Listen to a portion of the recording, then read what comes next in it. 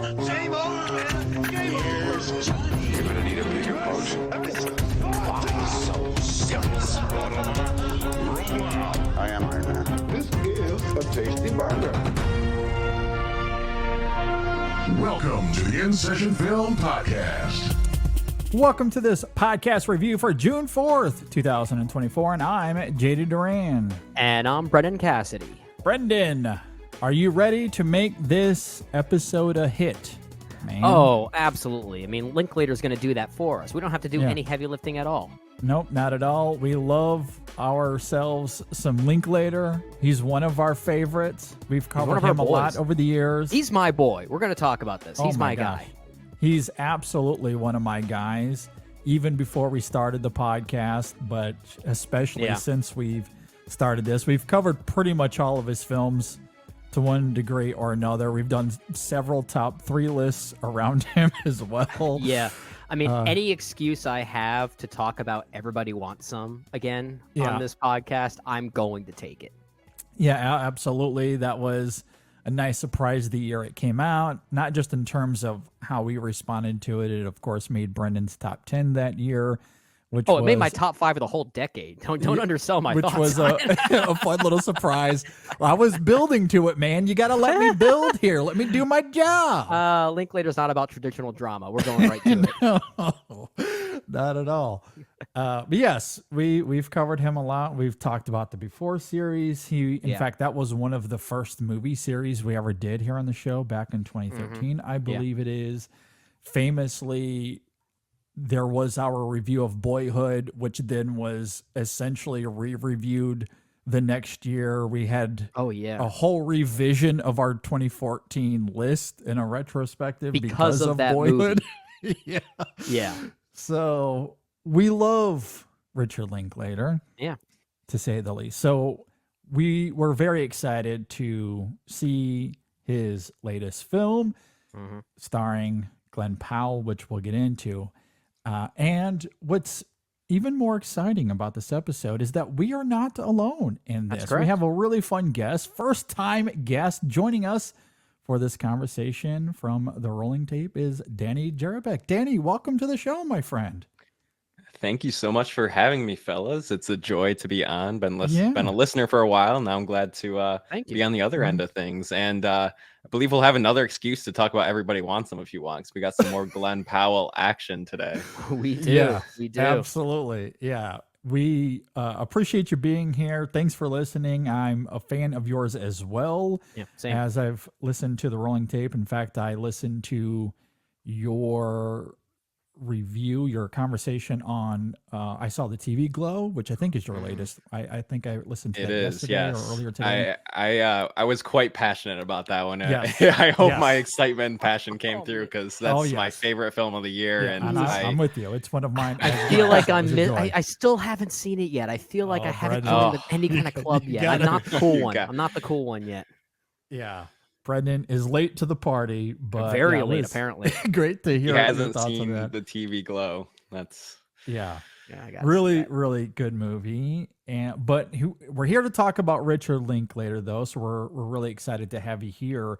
Before we jump into Hitman, though, Danny, we just laid out our love and history with Linklater. What is your relationship with Richard Linklater? Yeah, I'm so glad you asked. I have a quite extensive and I think pretty unique history with Richard Linklater, because I very much attribute him to being one of the directors and, a filmography that really got me into film. And I would say with a high degree of confidence, the domino effect of my life pretty much was Richard Linklater to this current moment. Oh, wow. I don't think I would be here without his films, because I actually just recorded. It hasn't published. Well, and maybe it'll publish by time of publishing for this time of listening. But as of time of recording, I just was doing a Richard Linklater retrospective episode for our show this past weekend. Nice. And was kind of detailing a bit of my history with his filmography. I've seen it beginning to end, because in undergrad, I actually took a class that was dedicated. It was the first film class I ever took. And it was dedicated to his filmography. And it was basically just from beginning to end, from It's Impossible to Learn to Plow by Reading Books all the way through. at that point in time, which was Amazing. pre Where'd You Go, Bernadette, I believe. Okay. So I had, he was like my film school in a way, and I just kind of grew to love the film format and the film medium through his movies, and so I have a very special history with him, and definitely a connection to his catalog. He's an interesting one to have as one of your sort of formative guys, right? Because, and this is not a knock on Linklater, this is actually what I love most about him.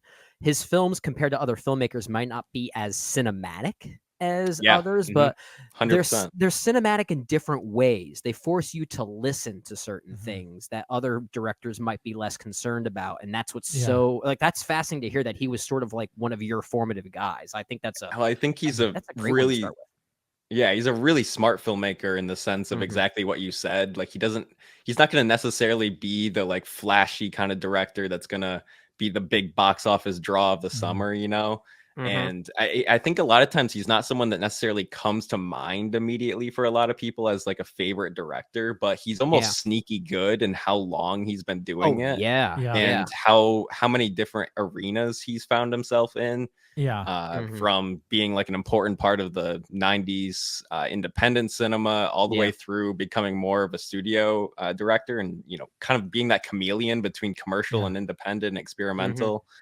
And that's, I think, what makes him so fascinating. You might think of him first and foremost because of his experimentation over the years, and deservedly so. His experimenting is absolutely incredible. He's obviously a great writer as well. The one trait of Linklater that might not get enough credit, because you are going to think about the writing, you'll think about the characters, how many famous characters have come from his movies or lines of dialogue. Linklater is not flashy in terms of imagery and in that sense, but he is a master of tone management. That to me is what makes him so alluring to me, because he's not going to allure you in a traditional sense, and you find yourself throughout the film maybe engaging with the humor, or you grab onto the characters and whatever drama they're experiencing, and at times the emotion of his films. And I feel like you slide between all of those things without even knowing it. Like you don't even realize that you've just gone from laughing to maybe feeling an emotional beat all within the same 10-second span. Like it's incredible how he's able to maneuver like that in his movies. I often wonder how he's able to get away with that. Like I sat here for a while thinking, like, if I had to come up with adjectives to describe Richard Linklater, he's actually one of the hardest ones to come up with certain words to describe, and I mean that as a compliment. But yeah, you're right, JD. Tone management is absolutely a part of that, and I think a lot of that is also because he is one of the most patient filmmakers working today. And I don't mean that in the sense that he will make a movie that takes 12 years to make. Like it's not just because of that. It's that like he establishes a sensibility early on in all of his films, and they kind of maintain that throughout the entire runtime, which gives them this like bittersweet quality by the end. So then they uncover new layers that you discover in the moment. You don't even realize you're discovering it. There's something so sneaky about him. I love Linklater. I love this guy so much. I know. We might have to be careful. We could be here all day before. This is a review of Hitman. It's not a review of Linklater. I know. We end up doing a Linklater retrospective. Exactly. We might have to do a movie. We might have to do a movie series on him at some point. I love him, but there's all of those reasons is what makes his film so fascinating, and it's understandably why someone like Danny would be so drawn to him, be inspired, as we all have been to some degree or another. All right, with that said, let's go ahead and transition to his latest film. It is Hitman, a film that he co-wrote with Glenn Powell as well, right? Which is all the more fascinating. The film stars the one and only Glenn Powell, as well as Adria Arjona, Austin Emilio, and others that come and go throughout the film. If you're not familiar with Hitman, it is about a professor moonlighting as, you guessed it, a hitman. No. For his city police department, which descends into dangerous dubious territory when he finds himself attracted to a woman who enlists his services. Okay, let's go ahead and jump right into this. And we'll start with you, Danny. What did you think about Hitman? Well, I'm glad you got the line "It's a hit, man," out of the way right at the top of the episode, because it didn't. It allowed me to not fall into that trap at the beginning of my thoughts. So here. obvious, yeah.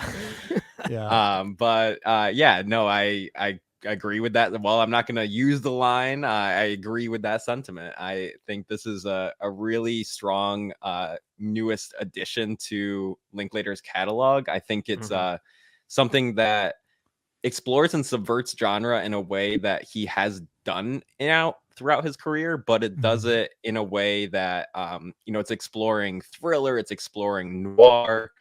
There's a lot of elements that I think are meshing some things that we haven't seen from him with at the same time some of the trademarks that we have in I think a really compelling way.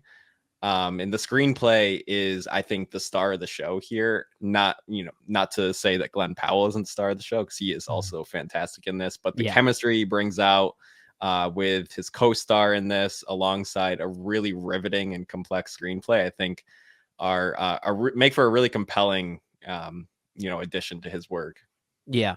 And one thing I love about the trickiness of this screenplay, and we should also note that this is, I guess, loosely based on a true story that was, I think, originated by, I think, this article by Skip Hollandsworth. Back in like 2001. Yeah. And unfortunately, I think the real life Gary Johnson, who Glenn Powell plays here, passed away during production of Hitman. So he sadly didn't get a chance to see the film, but I know Richard Linklater himself has had conversations with him, and they've shared their thoughts about this experience. So there was at least a great, I guess, camaraderie that was brought up there.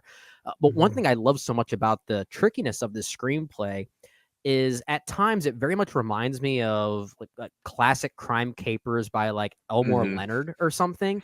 And at times this did kind of remind me a little bit of something like Out of Sight, the Steven Soderbergh film, but it doesn't have the same flashiness. It's certainly subverting those same genre tropes like you're talking about there, Danny.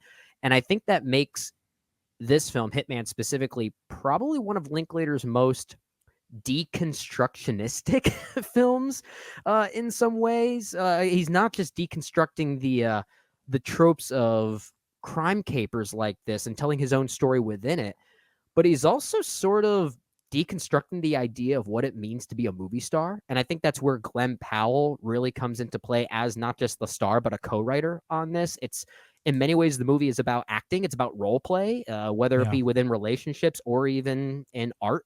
And of course, we get a lot of the same philosophical meanderings that are very much part of the Richard Linklater DNA. And that's still all here. And one thing I love about this, as I'm alluding to here, it has all of the tropes of these classic kind of films, but it never becomes a quote unquote movie. Right? Like it still feels like a Richard Linklater experience. It doesn't feel like obvious or cliched. It's actually rather unpredictable in the way it plays with trope, the way it plays with narrative and genre, and makes for what might be somehow both the sexiest and unsexiest film of the year. Not just because of the chemistry between the two leads that I'm sure we'll talk about, but this is also a weirdly nihilistic film for Richard Linklater. Like if I had to compare this to any other Linklater film, it might be closest to something like Birdie with Jack Black and Matthew McConaughey. I felt some similarities there. And I guess, we'll talk more about maybe what the film is getting at thematically and why I did feel like there was this sort of underbaked nihilism to it that I found really interesting. So I love this one. I really do. I think in terms of Linklater's filmography, it's a grower, right? It's always going to, every one of his films is a grower in some way. But I think it might be one of his better ones, certainly top half at the very least. I've got my top half. Yeah. I'm definitely feeling that right now. It's like between this and Apollo 10.5 not too long ago, which I think is so severely underseen. I wish more people saw that one. But like these are all still very much Linklater experiences, and I really enjoy both of them. I really enjoy this one as well. Maybe Linklater is also a fan of the sexy bacon. Maybe. He is our fall guy. I'm with you guys, though. I also love this film. It's one of the funniest films of the year. Glenn Powell is on another level here, especially comedically. I don't know if I buy him as the unsexy, uncool, nerdy professor, but he does enough to distinct between Gary as himself and Gary the Hitman persona that he makes up. And when he's Gary the Hitman, it is unrelentingly entertaining. I'm not sure if I have a favorite character, but it might be the one with the long hair and the bandana and the thick Southern accent where he talks to the guy skeet shooting. Oh, and he has the fake Absolutely tattoos. incredible and moment. That was a good one. Absolutely. I actually I didn't recognize him at first. I didn't realize what was going on. The beauty of it. Second. That's so cool. So good. And I love how he loves to play dress up here. As if we needed more evidence, I think this cements further that Powell is one of the very best doing it right now. And as much as I love Linklater and the screenplay here, as you guys were talking about, for me, I think the film hinges so much on Powell's performance, and he delivers in such a big way. I do love what Linklater brings here, though, in terms of his co-writing and the direction here. It reminded me a lot of School of Rock in the sense that it's this hysterical romp with memorable lines of dialogue, but it also has this genuine underbelly that gives it texture. It's also his sexiest movie to date. The film is surprisingly titillating at times, which really shouldn't work in a classic screwball comedy like this, but I think Linklater finds a way to seamlessly weave its sex appeal into this narrative. I mean, as we noted earlier, that is his strength as a filmmaker. He's a master of massaging different tones together simultaneously, and this film is certainly no different in that regard. The writing here, though, I do think is very efficient. I absolutely love the writing here. It certainly dabbles with various tropes and cliches, but as you're talking about there, Brendan, it absolutely does a great job of subverting them, toying with them, kind of weaving in these new knots that you don't see coming necessarily. And I love the creativity in the writing in that regard, especially when we get to the ending of the film. And maybe that's where some of that nihilism comes in. I don't know. Oh, gosh. We may have to talk about it. But yeah, I was thoroughly entertained and moved by this film. I loved it. Yeah, and one thing I want to bounce off there before I toss back over to you, Danny. You made a great point there, JD, about how the film as a screenplay kind of brings up these tropes, but it doesn't really relish in them in the way you might expect. And it does seem as though Linklater's aware of that. He's a few steps ahead of you, but he also seems to be aware of how many steps ahead of you that he is, because he introduces certain conflicts. And there is a point in this movie, maybe in the halfway point, where you could sense it's starting to become a quote unquote movie, a quote unquote thriller. And as a viewer, your instinct is to start guessing, okay, well then who's playing who might be a bad guy, who might be a good guy and stuff. And as you play through those options of what it could be, it goes in a direction that you don't see coming. And it's not like a big twist or anything like that. It doesn't like relish in grand reveals or anything, but he gives you new developments that only a Richard Linklater can pull off. And it's not the way I thought the movie was going to go. I watched the movie with my wife. It's not where she thought the movie was going to go. It plays those tropes, and Linklater seems to be very much aware of that, which makes it weirdly kind of a meta movie for him in some ways too. I think this is certainly one of his more meta films too. Yeah, I completely agree with everything you kind of just laid out there. I think exactly kind of what you pointed out there is what makes Linklater so appealing to me, because it's in that subtle transition that he can make between genres or between tones within the course of a narrative that are not really something that you can point at and be like, oh, he was dead the whole time. Like, it's not something like that, but it's like this very subtle move. And I think it happens right around where a bit you identified it, somewhere around the halfway point of the film, where the first half feels like it's starting to veer a lot more into slapstick. And I was a little bit less invested in that. It was getting to a point where I was like, this is going to be full slapstick, I guess. And, you know, it's great. Glenn Powell's really selling it. It's going to be a lot of fun. But then it really takes off, I think, once you start to realize a lot of the moves that he's going to make. And exactly what you said, even though you can get a sense for the subtle shift of tone that's starting to be laid out in front of you, you still don't know where it's going. Right. And I think if you asked, like, whoever, if you asked everyone in my theater, right, like where they thought it was going around that point, I think you would all get very different answers, because he shows you that things are going to change, the tone is shifting, but he doesn't give away, you know, what's going to happen. Right. Yeah, absolutely. Yeah. And I think that's what's so brilliant about how the film establishes Gary in this setting, who he is at the beginning. Again, I don't buy him as unnerdy and uncool. It's Glenn Powell. Let's knock that I think off. that is part of the joke, though. Like, I think the movie, very much so. No, I say that facetiously. And Linklater is aware of that. Yeah, absolutely. I think at one point someone even says, like, you'd be great for this hitman role because you have such a forgettable face. They say to Glenn Powell. Yeah. No, he does not. They're not writing that without knowing what's going on. Exactly. No, I say that facetiously, but they do establish Gary as this, you know, unrecognizable professor or uncool professor.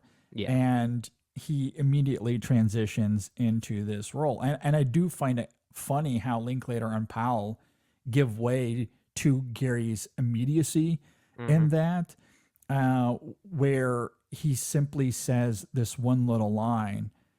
And again, this is in the opening 10 minutes of the film, where he's been tasked to be the hitman because the current one is no longer able to do so. He's been suspended. So he simply says something along the lines of, "Oh, I've seen this done 1,000 times before," which clues us into why it's so effortless for him. It's a great trick that lets us slip right into the narrative without really establishing Gary all that much, other than he's uncool and he's this professor. That's all we know before he slips into the hitman persona for the very first time. And I love how the film establishes his motive for dressing up as these various characters. Oh yeah, he's having fun with it. Each person has a fantasy of what a hitman is based off all these various factors. But I do love how other characters in the film, his own colleagues, question the need for it all. Like, I love the awareness of that, which becomes even more complicated later on in the film when he has to show up to court for all of these arrests that he's made while in disguise. And we see defense lawyers argue the ethics and the legality of those disguises. So for as much fun as it is to see Gary manifest these incredibly diverting personas, it does become this dramatic through line throughout the film. And again, brilliantly, Linklater and Powell find a way to do it so lucidly and effortlessly without having to rely on mundane exposition, or this is who Gary is, this is how he found himself in this position.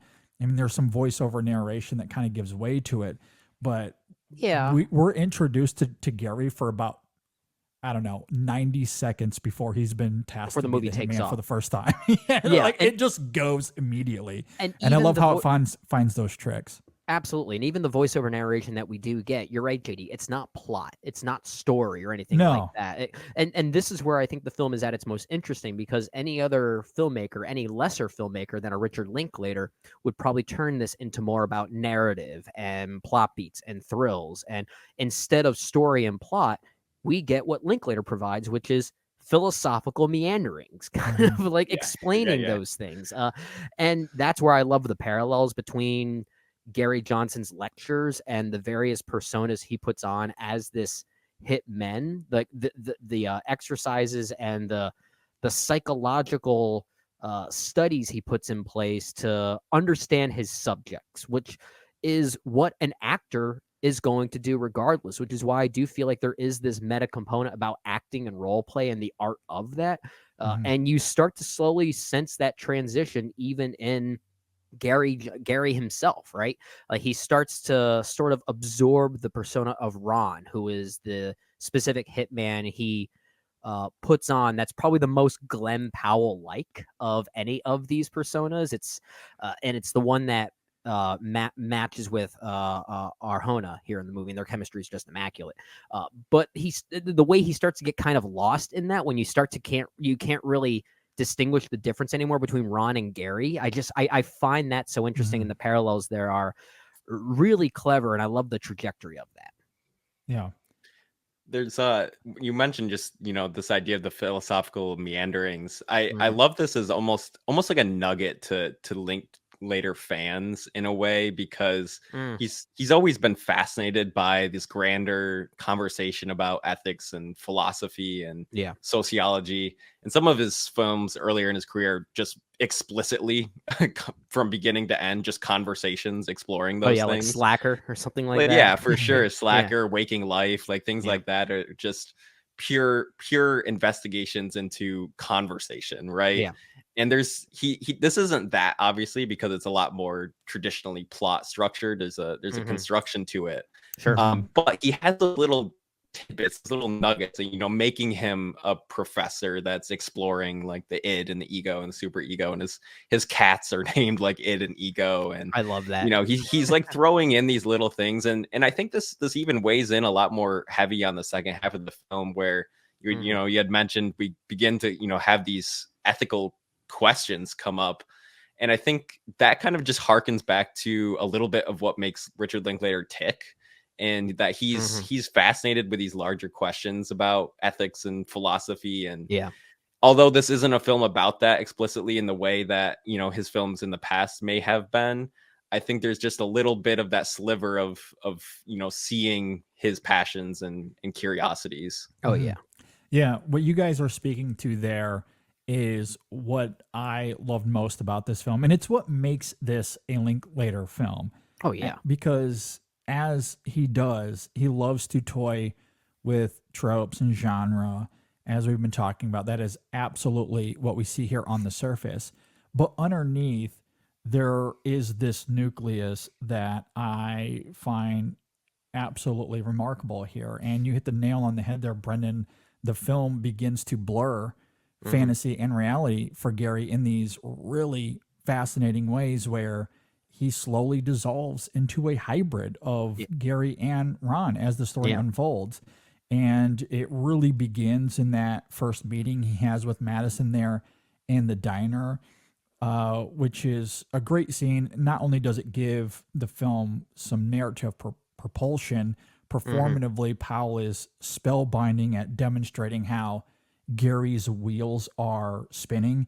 He's obviously attracted to her. He doesn't want her to be arrested. How does he get her out of this particular situation? A motif that becomes a big part of his arc in the film. And it sets in motion this identity crisis where he is constantly having to maintain the lie and shift between Gary and Ron without any hesitation, something that Powell does extremely well. And thematically speaking, there's something there about how comfortable we are outside of our own skin and why we're drawn to fantasy. It's vividly clear that Gary also prefers Ron to himself. In a lot of ways, this is as much a coming-of-age story for Gary as it is anything else. However, what makes that all the more compelling and extremely hilarious is that, as you guys noted there, Gary is a philosophy professor. So his incessant lying to Madison, to his coworkers, to himself, his questionable choices as Ron, such as the alley scene outside the nightclub, and especially the irreversible action he takes at the end of the film, it's all extremely dubious ethically. The idea of him teaching philosophy to students is an incredible use of irony. At one point, he declares his primary interest is to be the eternal mystery of human consciousness and behavior. He tells his students that they'll be challenging the notion of self, from social identity to close relationships. You know, what if your self is a construction an illusion and act a role you've been playing every day since you can remember. That's a direct quote from Gary. I know it's film. And I love that duality. It's absolutely incredible how the two of them, Powell and Linklater, are able to use that here for dramatic and comedic effect. And I think it works because of not just the tone management, but again, I go back to Glenn Powell because of his performances. He makes the characters, these goofy personas, so fun to watch. Yet when he's talking to his class, he comes off extremely inspirational and affable. Like he treats it with sincerity. It's something that means something to him, helping these students out. So like that contrast is so striking. It's unreal. I think that is one of the reasons why I found the film kind of nihilistic. And I love that it has this. Like, I love that it has this almost mean-spirited energy to it, because in any other film that depicts something like this, it would be a main character who might be unaware of themselves becoming lost in a new persona, as if maybe their insecurities are the thing that's driving them. But Gary is someone that is kind of fully aware of what he's doing and kind of weaponizes it in a way, right? Yeah. And it's almost scary when you think about it a little bit. It is like he's got like the inner workings of a serial killer in some ways. But and that's kind of the weirdness of the movie, that we still find him so charming and alluring, and we can't take our eyes off of him. Even though and the film, sorry to cut in real fast, but the film does speak to that again, as I noted earlier, in those courtroom scenes. Because those defense lawyers, that's essentially what they're arguing. What he's doing is lunacy. Like, how is this legal?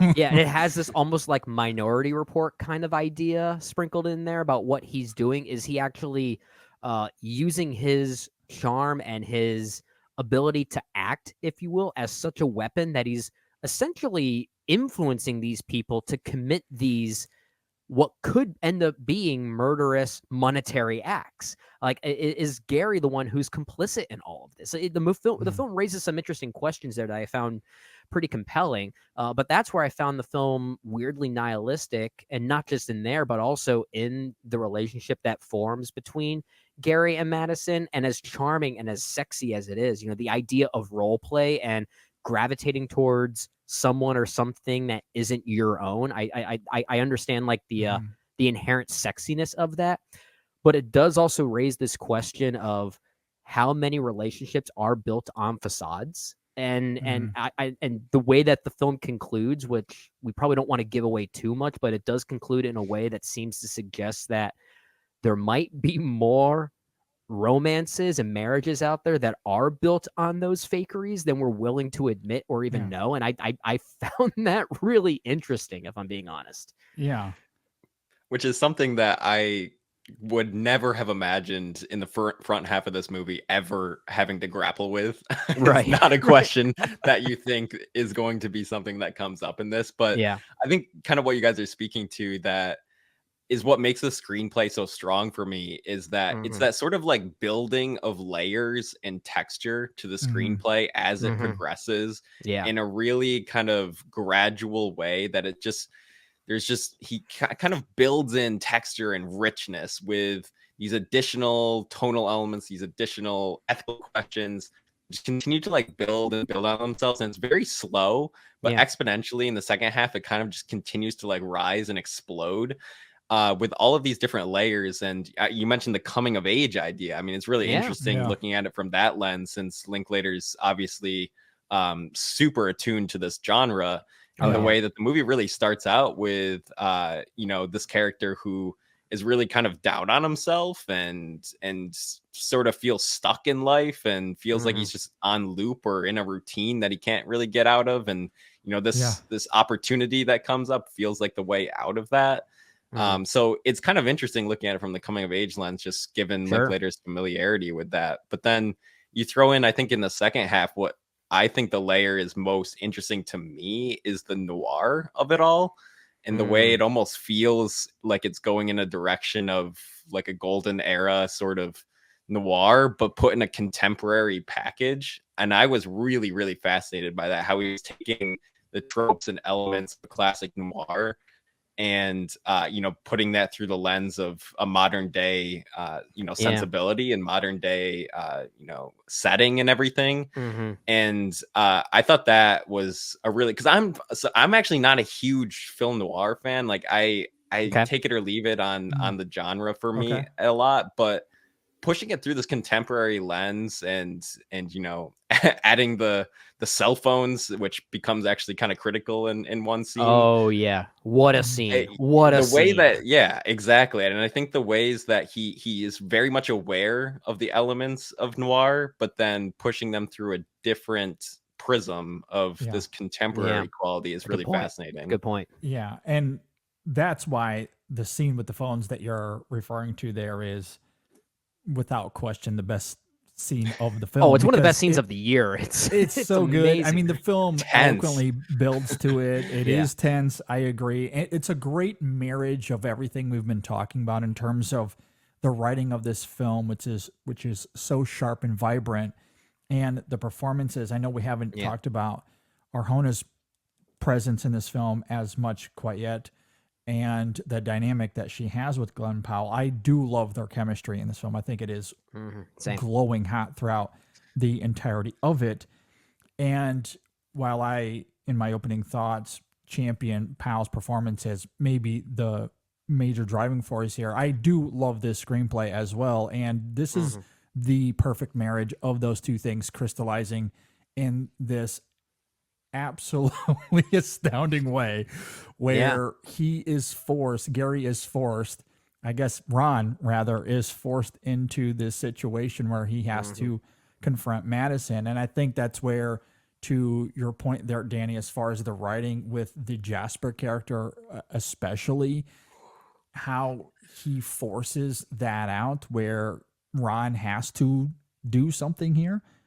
And the way that is constructed there, and the performances in it it's exuberant. It's absolutely incredible how it comes together. And I agree with you, Brendan. It's certainly one of the biggest highlights of the year so far. You mentioned Jasper. I love Austin Amelio in this. I think he's an absolute scene stealer in this.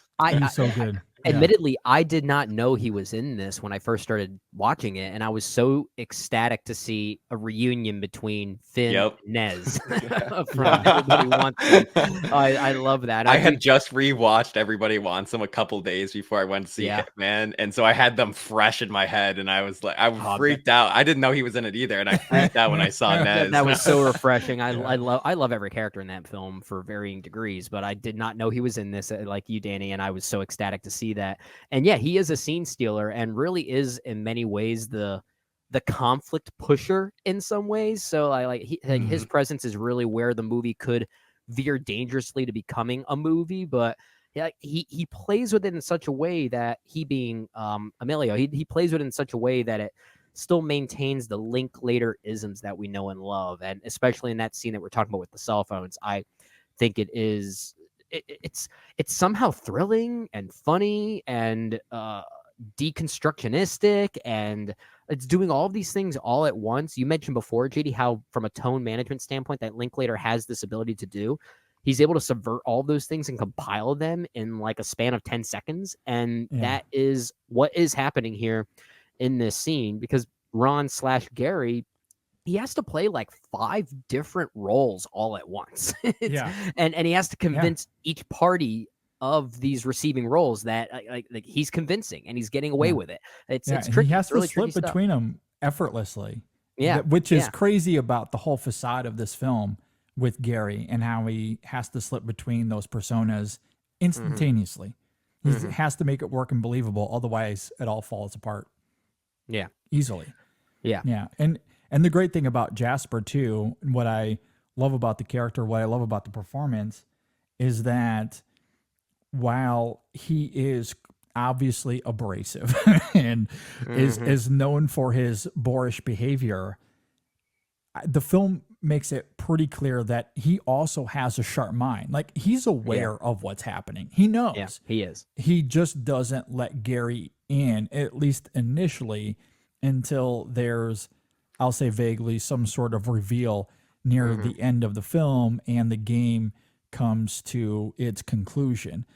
And I love how all of that crystallizes. We can talk about the ending of this film and what it might be saying and doing there.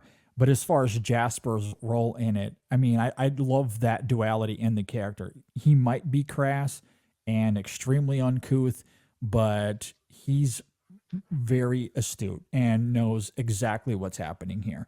Whereas the rest of the police unit that they're working with, clearly they don't seem to be up on it in the same way. Well, at least that's what the film seems to suggest. No, they are tricked by Gary. They are tricked. He is so convincing at what he's doing. They take his credibility at face value, and they don't think otherwise. Yeah, absolutely. And I also, love that the film gives Jasper that sharpness. To me, it gives that character a little bit more of an edge than some sort of caricature trait. He's not a run-of-the-mill villain or anything. It could have veered into that, but it avoids it. Yeah.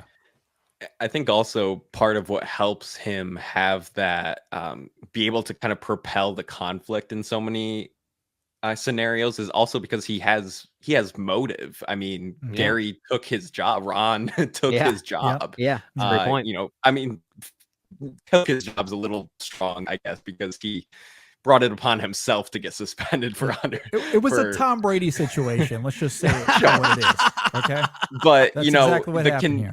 Exactly. The continued excellence of him in this, of Gary in this role, is a threat to his profession, and it's a threat to him coming back to that role. Yeah. And which is why he does have still some agency when compared to other, I guess, you know, caricatures, as you mentioned there, JD, that that Jasper could have fallen into. Should we talk about Arjona in this movie now? Yeah. I think we should. Yeah, because before we get to the ending, I do want to talk about the ending, but I think we need to give Madison her due here. Oh yeah, yeah, we really do. This is, I don't know what it is. She can stare at the screen and say nothing, and I'm interested. And I mean, maybe that's partly, I'm willing to admit, she is one of the most beautiful women on the planet right now. But she has. We talk a lot about this, JD, right? The ability to act with the eyes. It's a very common cliched thing for any critic to describe a great acting performance, right?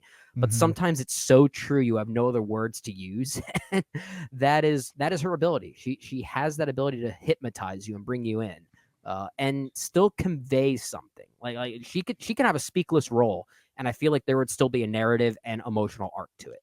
And I definitely sense that here as well. Yeah. No. Yeah, I think. You know, sorry. Go ahead, Danny. Well, I think, you know, with her, I feel likewise in the capacity of, you know, just the eye acting and the way that she's able to kind of sell and hypnotize and magnetize the ideas of her character.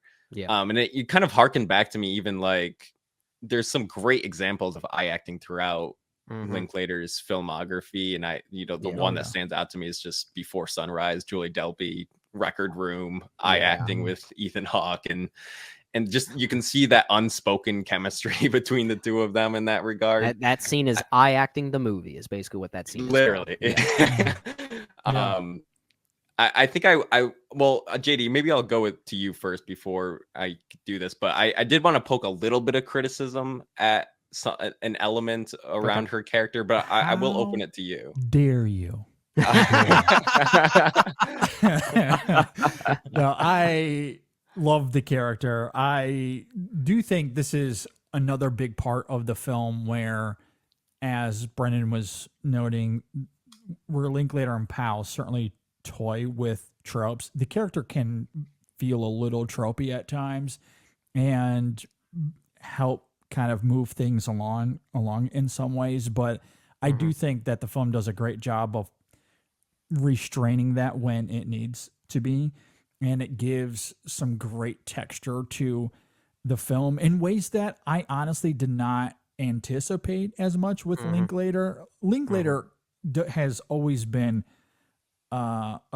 someone who can deliver dazzling romance. The Before trilogy certainly being quintessential in that regard. However, I don't know if I've seen anything this titillating. And I do love the sex appeal that he brings to this film. And there's certainly a reason you cast these two actors in the role, Arjona and Powell especially. and they have a chemistry that is piping hot. It is really fantastic. And I don't know if that was always the plan, to let the romance between those two characters sizzle the way that it does here. Maybe it was some, it wouldn't surprise me, knowing Linklater, that he saw that as soon as they started filming and was like, we're adding this into the story here. Because that's who he is as an artist. Sure. I don't really know, but I do love that sizzle to the film. But at the same time, through those same interactions, there's a lot of humor to be had as well.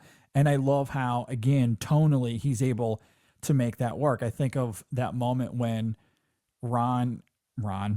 Gary enters the house and she's dressed up as this stewardess, you could say.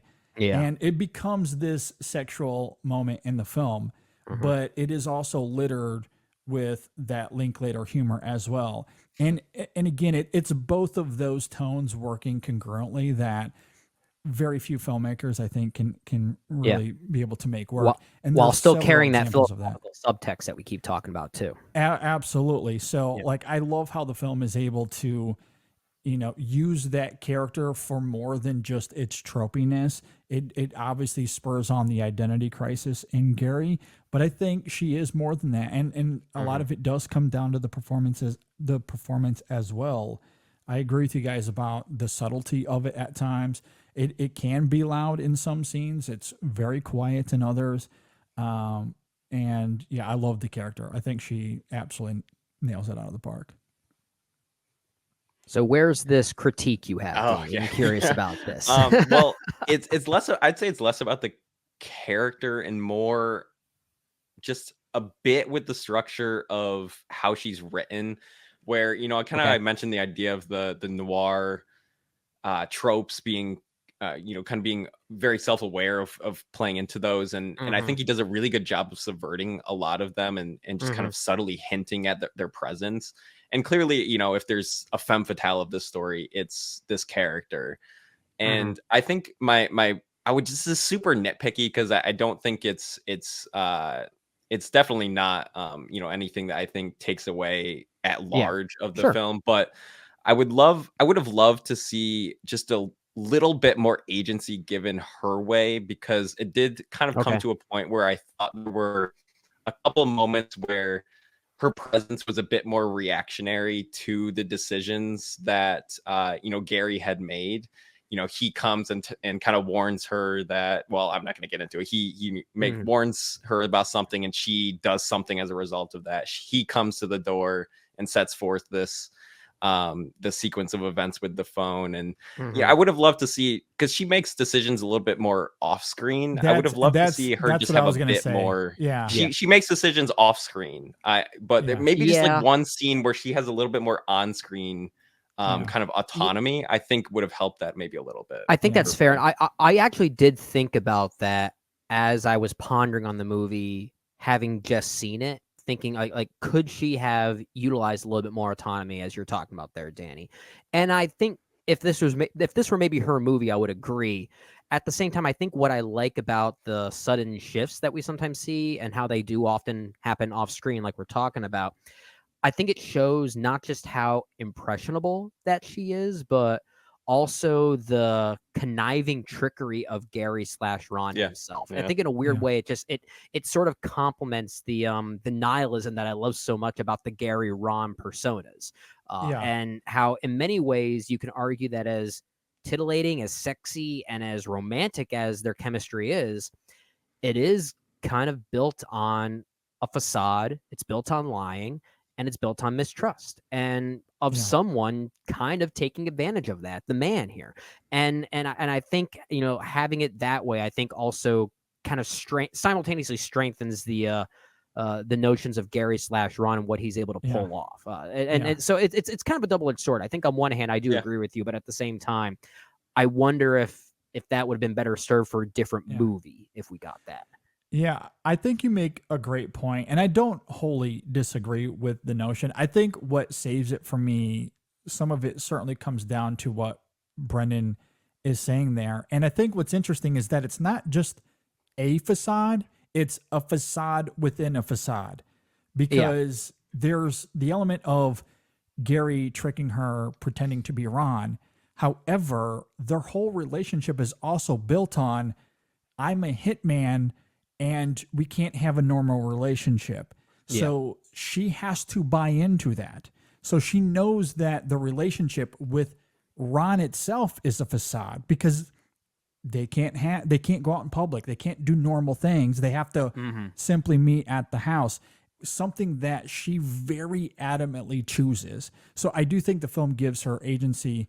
In that regard, you could argue that the film does the same thing simply by her seeking out this hitman to begin with. She wants to take control of her life in some way.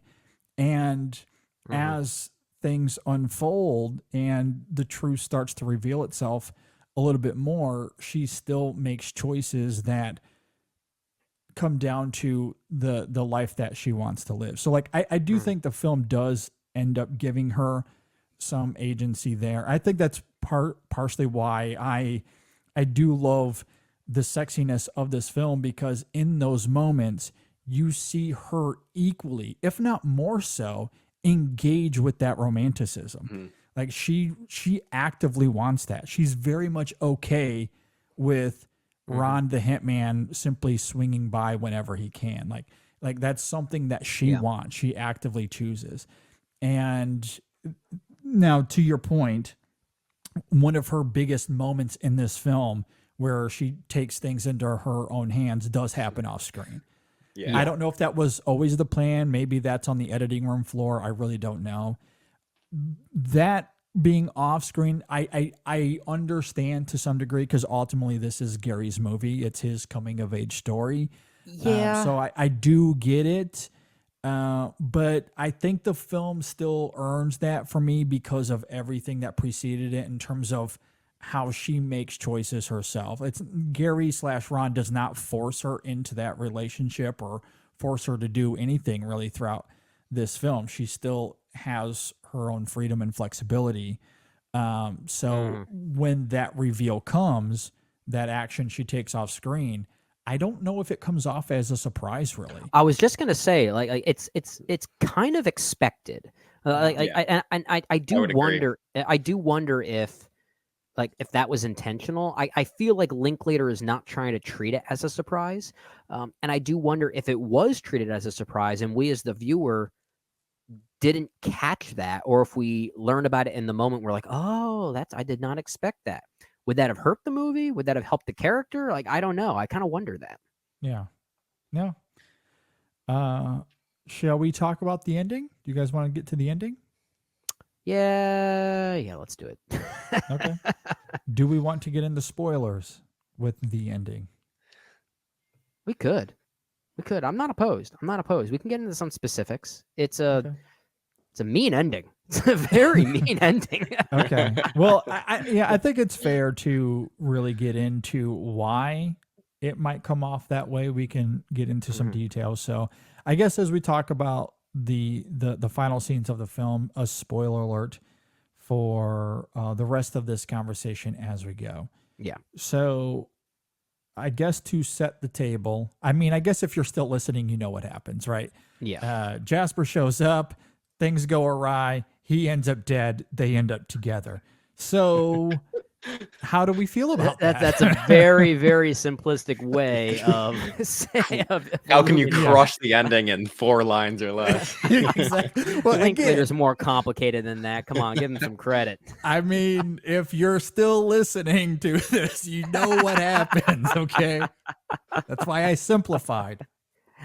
I do love the ending. It just this is where it surprised me the most.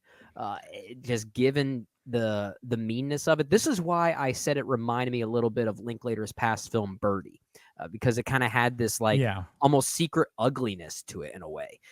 And the way that this film concludes with first not an accidental overdose, but a drugging of sorts from Madison that was overly dosed, to say the least. And of course, naturally, you should expect that a movie about a fake hitman, at some point, the big turning point here is when he's finally going to kill somebody.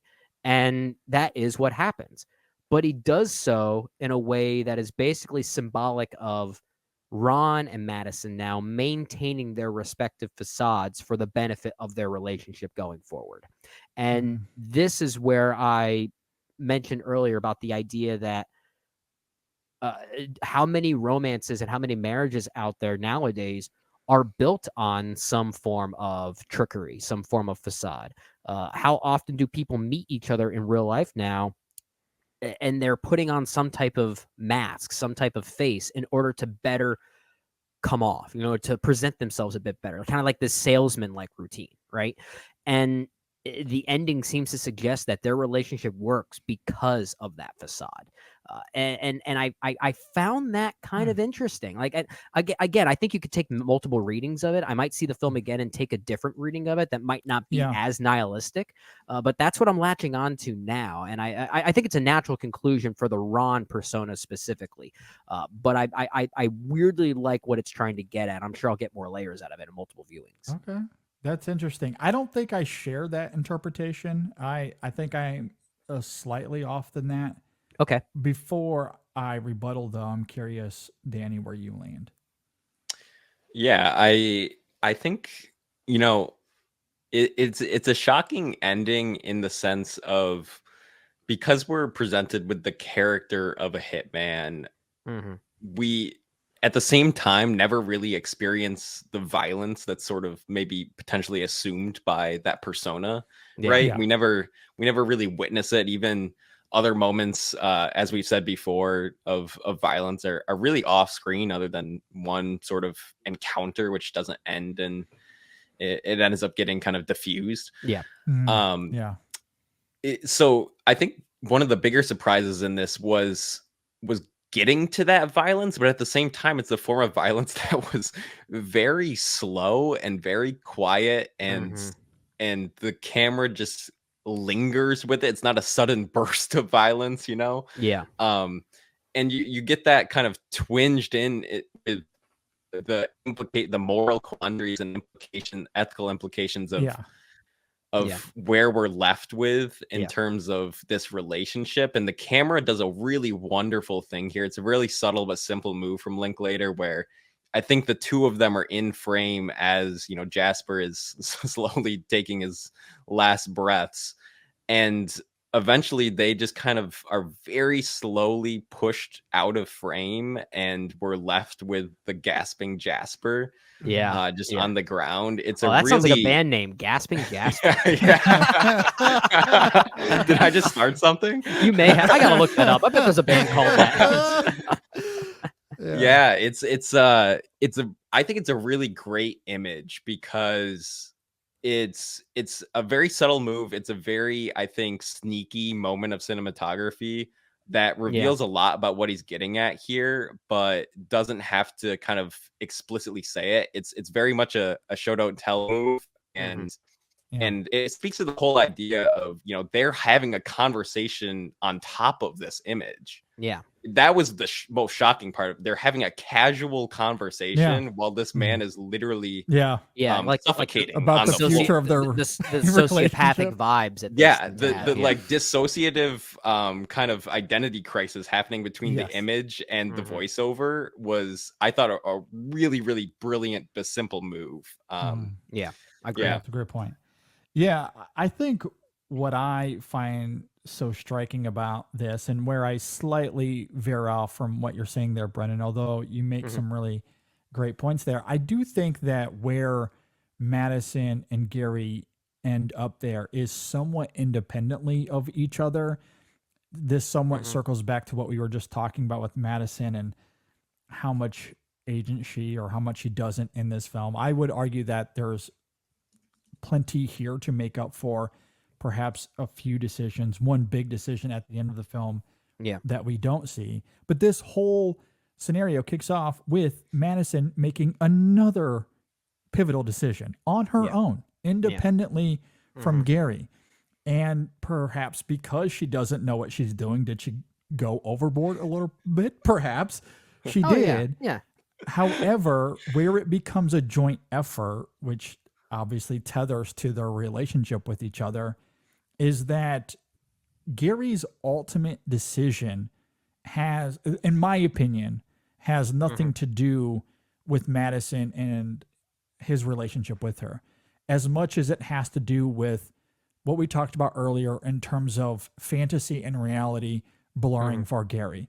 The film makes it very clear that even Gary prefers Ron. We hear this from other characters. There's that moment early on when he's listening to the colleagues and they're having this slapsticky conversation about, oh, I'd screw Ron. I wouldn't have sex with Gary, but I'd have sex with Ron. Yeah. Or when his classmates secretly say to each other, when did our professor get high? Exactly.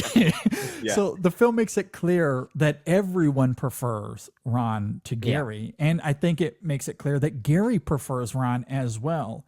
And there comes a moment where Jasper very bluntly points out that Gary can never become Ron. He doesn't have the conviction to become Ron. So throughout the whole film, we see that blurring together. And when there's a line drawn in the sand, does he become Ron?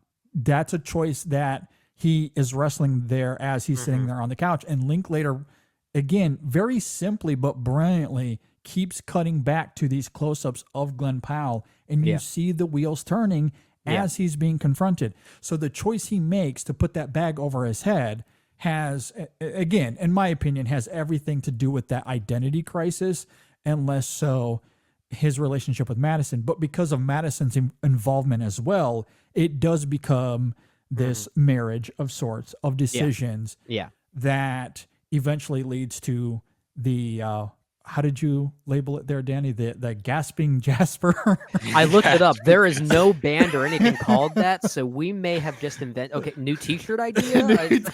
We've got something here. Yeah, but I love how that is written. I love how it's performed. I even love the camera work there. As simple as it is, I think it's all very effective. And then you also make a great point that even in the aftermath of it, there is this incredible sociopathic moment where they're just having this conversation as this man is dying at the hands of their decisions there. And you tether that back to the irony of him being this philosophy professor. And there's just layers upon layers of it. But I do like how there's this independent agency with both of the characters that ultimately drive their decisions to kill Jasper, but it does benefit their relationship together as well. It does, yeah. And I think that's what makes as weird as it is, they're having this casual conversation, but I think it actually is important because of their independency. If they simply walked away from that moment, we'll take care of the body, but we'll walk away, I think the film would have earned that choice as well. But them being together and committing to each other, I think, is equally striking. I think the film got to have its cake and it needed to. Oh, I think it absolutely does. And I think to take that even further as to why I think the film eats all of its cakes and is able to have it always, or pies, pies. Yeah, that's that's an even better way to phrase it. Pie's better than cake anyway. But I think everything you're even saying there, JD, and what you talked about earlier, Danny, you can find ways to fuse these thematic ideas together. Like I still think there's synergy between all of these. So when I talk about the idea of facades and fakery at work in relationships these days, that doesn't necessarily mean the relationship itself is now phony. Like there is still potentially a genuineness and a heartfelt nature to that. But at what point specifically, when do these people independently absorb those new facades that they've put on? Yeah, and to speak to that real fast, sorry, because I did want to speak to that as well. Because I don't disagree with that idea. That's obviously a big part of their relationship, the facade within a facade.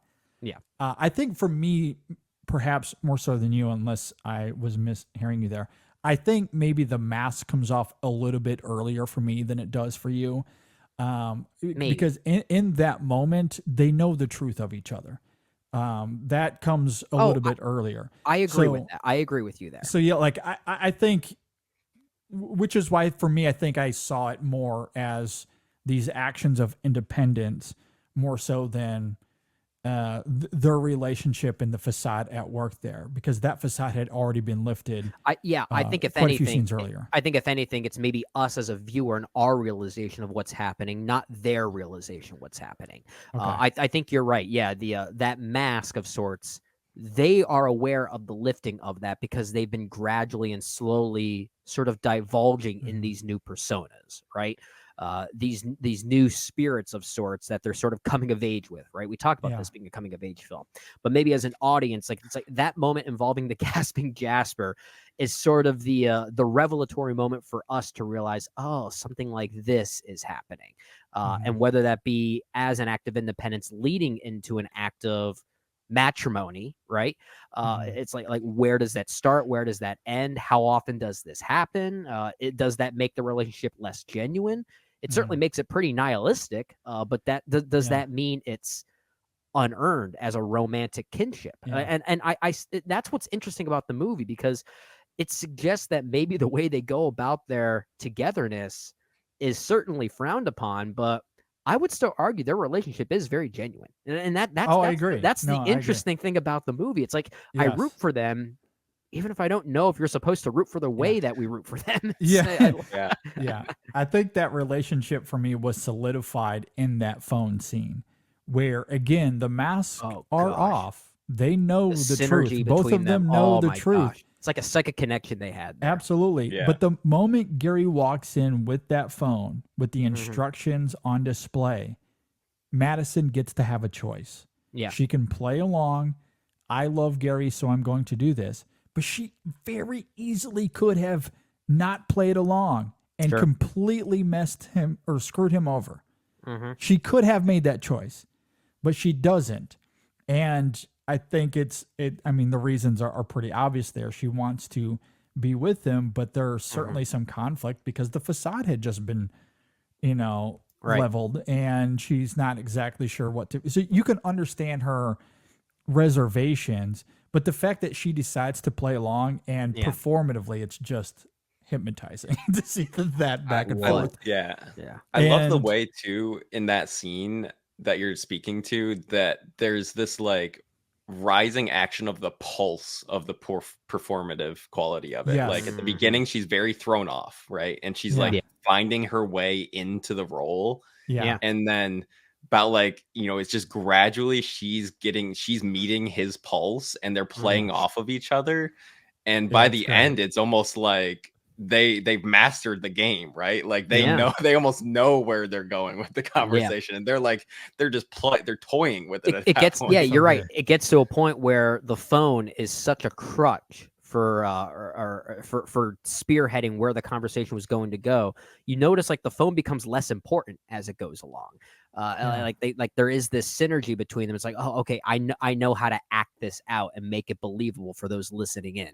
And that's just a sign of a real togetherness forming there. Yeah, but it also leaves it open-ended because of the nature of what's at play there, the context of why Gary is even there. It has to be left unresolved because they're trying to obviously leave her innocence, and also Gary is trying to leave himself innocent as well. So like they have to play it off as, okay, this relationship is over, even though internally they're both combusting, being like, obviously we don't want that. So like it's an incredible dichotomy at play, but that's what leads to the Jasper moment at the end, and it's great for all the reasons we just talked about. It was so tense because I thought, oh man, if someone's going to accidentally screw this up, it's because they're going to kiss each other and they're going to hear it. It was that you could have seen that happening, yes. Oh, I could have, yeah. Well, it's because so much of their dynamic has been reliant on, not even reliant, but like just formative through role play, and this opportunity where they're role playing at the highest stakes possible almost has this like double entendre to it. Absolutely. Oh, it is okay. It is the horniest scene of the year, and we've seen challengers. It really is. We've seen challengers, not the sex scenes of the movie. It's that one. How interesting. I know, but yeah, I love absolutely, you articulated that perfectly. The role play throughout the film just it crystallizes ravishingly in that moment. Yeah. And it leaves things in this weird space that crystallizes in all of these striking ways in that final scene, as we talked about. Yeah. And then, they have children that they get to tell that story to. How lovely. How romantic. And maybe in about 9 years from now, we'll get Hitman and Woman. Hitman and Woman. Just pitching that out to Glenn and Richard there. Yeah, for sure. That is exactly how it happens these days. And the third one will be the return of Gasping Jasper. Yeah. Incredible. Any final thoughts you guys have on Hitman before we get out of here? One thing I did want to bring up, I don't like doing a lot of comparisons for movies because I like to see them as their own things, but sometimes you notice certain things that could be compared to. And as of late, I've been watching interviews with Linklater and Glenn Powell, and there's one between them. I think it may have been produced and presented by Netflix, if I'm not mistaken. But one thing Glenn Powell asks Richard Linklater is, what is your favorite Robert Altman film? And he says it changes all the time, but at this point, I'm really into The Long Goodbye.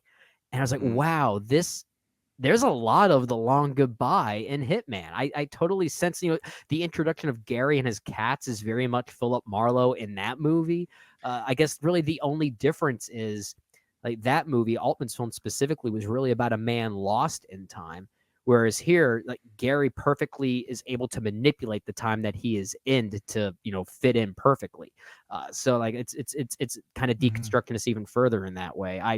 I guess it goes back further to what you said, Danny, about this film being very subversive and calling upon certain film noir tropes. It has a little bit of charade in there, a little bit of North by Northwest and things like that. But it's doing something in a very contemporary way to still exist in its own Linklater space. And it absolutely gets away with that. I think it's one of the better films of the year so far. Yeah. Yeah. One other thing I think I'll mention that I think it's a characteristic I think that is very present within both of these characters. Sort of underpins a lot of their decisions, and I think meshes some of the things that you guys were mentioning between, these independent decisions that they make at the end, kind of merging with, their wanting to be innocent. And I think both of them has this really strong sense of self-preservation. Even her, come kind of from the outset, the decision that she makes to go through this hitman path to, preserve what she kind of sees as, a possible future for herself away from this abusive relationship. Sure. Gary wanting to preserve this alternative identity that he's kind of found vitality in. I think they both really exert this really strong sense of self-preservation, and it's really interesting to sort of watch that mesh into this like sense of dual preservation when they kind of come together and want to protect each other in a way at the same time as themselves, their own innocence. So I think that's a really interesting quality. But yeah, I mean, I echo a lot of the sentiments that we've put forth up to this point. I think it's a really compelling, really smart, really subtle, but really interesting direction that this takes in terms of genre. The performances are electric. The chemistry is electric. I would venture to say, I don't know if this is a hot take on this podcast, because I don't know what your guys' relationship to this film is, but I'll take this chemistry and this dynamic over Glenn Powell and another co-star of his of late. I was not a fan of that dynamic to the same degree that I think a lot of people were, but I really, really like the chemistry in this one a lot. So yeah. All righty. I don't know if those are fighting words. Brendan, I know you've seen that film. I have yet to see it.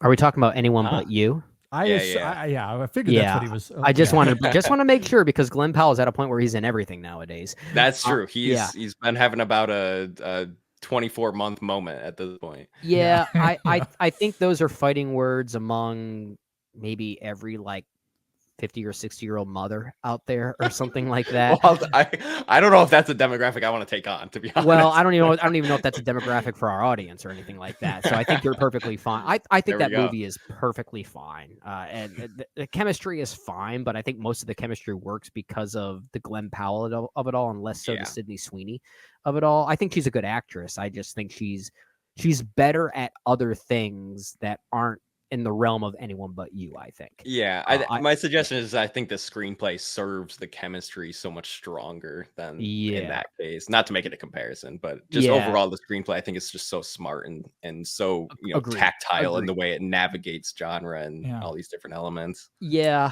I don't think those are necessarily fighting words. I think most of our listeners would probably say Anyone But You. It's cute. It's cute. No Linklater though. Yeah, the Glenn Powell romantic pairings ranking is Glenn Powell and Arona here tied with Powell and Zoe Deutsch and set it up. That's 1A and 1B. And then everything else you guys can debate. Yeah. Yeah, I think that's very fair enough. As far as some final thoughts from me, I just want to quickly speak to, again, the marriage of writing and performance here, because one of my favorite aspects throughout the film is Gary. And again, maybe it's just the irony of how they set him up to be as this mundane professor. Yet when he gets into the role of hitman, regardless of how many times he's seen Jasper perform this act, it is remarkable how good Gary is at improvising on the fly, talking to these various characters. And sometimes he finds himself in situations that he does not expect, such as the moment outside the nightclub and he has to pull out the gun. He does that convincingly. For someone that is simply a philosophy professor, he seems to know his way around firearms. I mean, this does take place in the South, in New Orleans, I think. It is. Yeah. I think it was supposed to take place in Texas, like most of. I think the original story came out of Houston. It did. I believe you're right, and I think maybe due to budgeting reasons, I think they had to transition the story somewhere else. Yeah. I had read that it was in Houston, the real story that is, anyway. Regardless of where it takes place, I do really like that about the character. It's obviously a big crux for him throughout, and it leads to some of the biggest scenes of the year, such as the phone scene we talked about earlier. I mean, talk about improvising on the fly. But I kind of love even the subtlety of it, because there's that meeting in or at the police station, and Jasper again mechanically contriving this scenario where Gary has to confront Madison at her house, and Powell does this really, I don't even know how to articulate it, but the way he simply looks off to the distance stoically, you see the wheels turning. You can see him thinking of how I'm going to get out. And the film does a really great job of hiding that until he walks into the house and we see that he has his phone up. So like, even though, and we see the drive there, it's not just a hard cut from the police station to her house. It's, we're walking to the car, we're getting in the car, we're driving to the house. And throughout that whole time, you just see him constantly lingering in this stoicism, which I think is a nice little setup for when he gets to the house. Boom, I have my phone out, and I'm able to love that improvise and make this work. So like, there's something like that might feel a little movie-ish in terms of construction and even in execution, but I just love the Powell of it all. Like I think he makes that work incredibly well, and it's a lot of fun. It's really entertaining to see that in the character. So I love this film. It's fantastic. It's, I don't know where it ranks for me, but I enjoyed it a lot. You guys said that this was top end Linklater for you? Yeah, I actually was just revising my Linklater list the other day after I'd seen this, and I've got it somewhere around the bottom end of top 10, which is somewhere vaguely around midway in his filmography. Yeah, Gotcha. I think I'm Okay. around there too. I know my top 5 themselves are probably not going to change anytime soon. Those films being Before Sunrise, Before Sunset, Dazed and Confused, Everybody Wants Some, and Boyhood tends to land in that 5th spot there. But I know Hitman will fall somewhere in that 6 through 10. I'm not really sure Yeah. where, but it's somewhere in that range, I feel like. Yeah. In typical fashion, where I have not done this exercise yet. I'm very late to doing rankings these days. So I have not wrestled with this, but just simply looking at his filmography right now, off the cuff, this could change tomorrow. But as it stands right now, I'm probably sitting at like the 8 or 9 spot. Okay. Yeah, that's about where I landed, I think. Yeah. Yeah, I think that's where I'm at. Really like it a lot, though. I'm very much looking forward to seeing it again, though. I think that's what's so special about Linklater, just saying it there. We just spoke so highly about this for an hour and a half, and then we It's can like confidently number 9 place on it his at like list. 9. Yeah. Just because, and that's not an insult to the movie at all. It's just a praise of the man who has this extensive filmography of extraordinary films. Oh, for sure. Yeah. Yeah. No, it's like talking about the Coen brothers or Scorsese. Like, this film is a masterpiece. I think I have it 12th on their list. Yeah, you put something like 15th, and it's still a great movie. Yeah, exactly. Here's I hate to dwell in negativity even at all on this show, but here's a fun question. What do you think is Linklater's worst film? I mean, technically speaking, probably it's impossible to learn to plow by reading books, but it's like a student film kind of situation. So yeah, I'd say in that regard, maybe that. My least favorite, I would say Fast Food Nation, falls a little flat for me. Yeah, I think I'm with you there. Fair. That or maybe Last Flag Bad News Flying? Bears, I would throw in the mix too. Yeah. I still like the baseball. What was the one you said, JD? Last Flag Flying.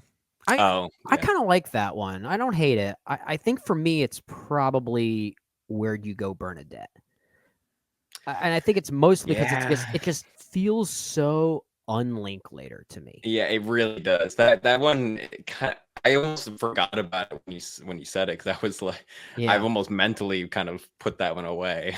Yeah, like that feels like a Both case of those where, films. that film specifically, Where'd You Go, Bernadette, kind of reminds me of a lot of those cases where filmmakers had a certain stride early on, then they slowly become this journeyman or this director for hire just for whatever reason, and that film doesn't even feel like a Linklater film for much of it. That I would agree with that. I think something I really like, just one kind of closing note, I guess. One thing I like about this, especially with the Glenn Powell of it all, is that I think Linklater sort of finds himself at the crossroads of the pulse of where the industry is at throughout his career. I think I've kind of garnered a lot of his trajectory as sort of a litmus test of where the film industry kind of lies, where he was kind of existing in independent, and then he was finding his way into commercial at different points in his career. And now obviously this kind of working relationship with Netflix that he's had, and finding himself, with dealing with all the hullabaloo about theater and streaming and all of that. Even just like the Glenn Powell being like co-writer and star, and like speaking to the industry about this like creative versatility that people in the industry are kind of grappling with. And I think it's just another moment where he's seeing himself kind of positioned vaguely around, some interesting things happening in the pulse of the industry as well. Yeah, he's very observant in that regard. Yeah, I love exactly. How he does that. Yeah. Yeah, great filmmaker, it turns out. So, I mean, I mostly love his stuff. There are a few films here where I'm mixed on, but mostly I like all of these films. Some of them I need to see again. Yeah, some of them I've only seen maybe once. Like Tape, I've only seen once. And I love Tape. Yeah, I need to give that one a rewatch. I need to give Suburbia a rewatch as well. I was just watching Suburbia before we got on, actually. Oh, really? Oh, nice. Yeah. Does it hold up for you? Or like, how do you feel about it? I wouldn't put it amongst my favorites, but I enjoy it for what it is. I really love the just like plotless, almost like do nothing, walk and talk version of Linklater. Yeah. I adore that version. Yeah, that's fair. That's very fair.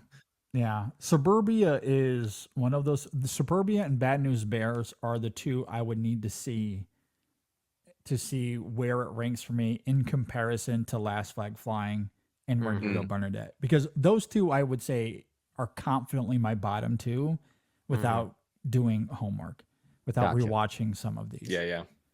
Now after, a watch of those two, that could obviously change, but most of these I really like though. And some of them are all timers, obviously. So yeah, I'd say out of these 21, I'd say like at least 13 or 14 of them, they're like on that 4 out of 5 star range on Letterboxd for me. Yeah, absolutely. Yeah. Okay, that's it. That's Richard Linklater. That's Hitman. Danny, thanks so much for being here. This was a pleasure, my friend. Absolutely. Thank you so much for having me. I'm always, looking for an opportunity to talk about Linklater. Let me tell you. I think it shows. Yeah. Well, you are our official next guest for his next film. How's that sound? There you go. There we go. Yeah, we're writing it in right now. Yeah. And of course, if we ever do a Linklater series, we'll have you back for that as well. Yeah, absolutely. For sure. Sounds good. Tell us about the rolling tape, everything you do online. Where can we find you on social media, my friend? Yeah, absolutely. As you guys mentioned with the Rolling Tape, editor-in-chief and podcast host, and we do weekly episodes reviewing films similar to you guys. We also do episodes covering industry news. We started doing retrospectives of directors. So we have a rotating series of a lot of different conversations on the podcast, a lot of fun stuff. We also have a writing team publishing on our website, opinion articles, reviews, what have you in the entertainment industry. So a lot of exciting things. Yeah, absolutely. Please go and check it out. Really great stuff, Danny. I love your work. Absolutely. I'm so glad that we could connect, that we could get you on. Please come back. Yeah, We absolutely. would definitely love to I have echo you that. back on the show. So with that said, real quickly, I do want to plug the main show this week, episode 588. We talk about The Lost Weekend as we continue our Best Picture movie series through the 1940s. That was a lot of fun. Yeah. We have a review of Babes coming out, the best documentary of the year. So be on the lookout for that. Can't wait to talk to you about that one. And there's a new Women in Session. I want to plug the Women in Session episode real quick as well, because they talked about River Phoenix, who we all love. Tragic story, obviously. Yeah. And it was a genuinely poignant and thoughtful conversation between for sure. Kristen and Jaylon. It was really fantastic. They, of course, bring some levity to it in their distinct ways as they do. But I mean, I guess it's hard to have a conversation about River Phoenix and not get sorrowful with it. I mean, given the story, but yeah, I love the conversation. It was certainly one that really is up my alley for sure. Yeah, agreed. So Great wanted stuff. to plug that as well. So with all of that said, if you agree or disagree with anything we had to say here on Hitman, please let us know. If you're watching on YouTube, leave a comment below. If you're listening on Apple Podcast or Spotify, please reach out to us on social media, Facebook, Twitter, Instagram. You can email us in sessionfilm@gmail.com as well. All right, gentlemen, real quick, before we get out of here, any final thoughts on anything before we leave today? It's a hit, man. It's a hit, man. All pie's good pie. All pie's good pie. All pie. That's a great line. Yep, there it is. All pie. Even though all pie is good pie, do you have a favorite pie? Oh, I'm a apple pie all the way. Yeah. Classic. It's just holds up. Yeah. I think I'm the same. Well, it depends on the season. Certain times of year I will, divulge in pumpkin pie. But it's not a yearly thing. It really depends on the when of it all.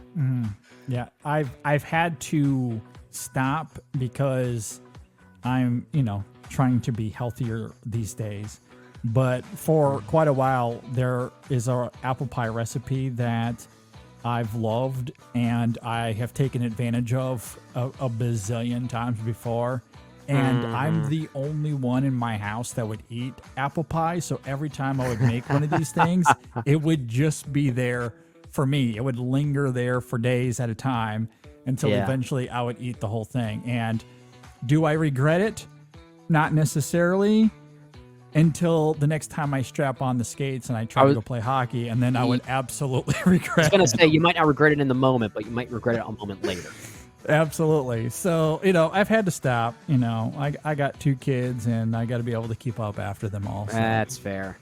At any rate, thanks, Danny, for being here. This was a pleasure, my friend. Really enjoyed this. Thanks for listening, everybody. And we will see you all next time on the In Session Film Podcast.